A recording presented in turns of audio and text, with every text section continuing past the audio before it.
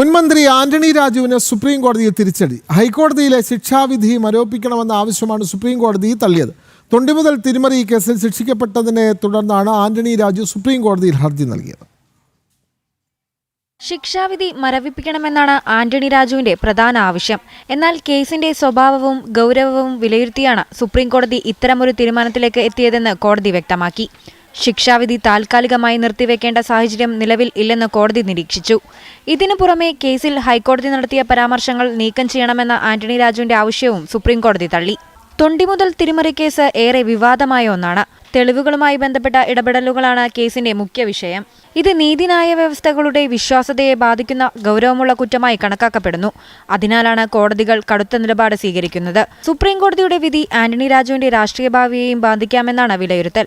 1990കളിൽ ആരംഭിച്ച ഈ കേസ് ഒരു ക്രിമിനൽ കേസിലെ പ്രധാന തെളിവായിരുന്ന തൊണ്ടിമുതൽ മാറ്റിമറിച്ചതായി ആരോപണമുയർന്നു. കേസുമായി ബന്ധപ്പെട്ട കസ്റ്റഡിയിൽ സൂക്ഷിച്ചിരുന്ന തെളിവുകൾ വ്യത്യാസപ്പെടുത്തി പ്രതിക്ക് അനുകൂല സാഹചര്യം സൃഷ്ടിക്കാൻ ശ്രമിച്ചുവെന്നാണ് അന്വേഷണത്തിൽ കണ്ടെത്തിയത്. തുടർന്ന് നടത്തിയ അന്വേഷണത്തിലാണ് ആന്റണി രാജുവിന്റെ പങ്ക് തെളിഞ്ഞത്. ജനം, ഡൽഹി.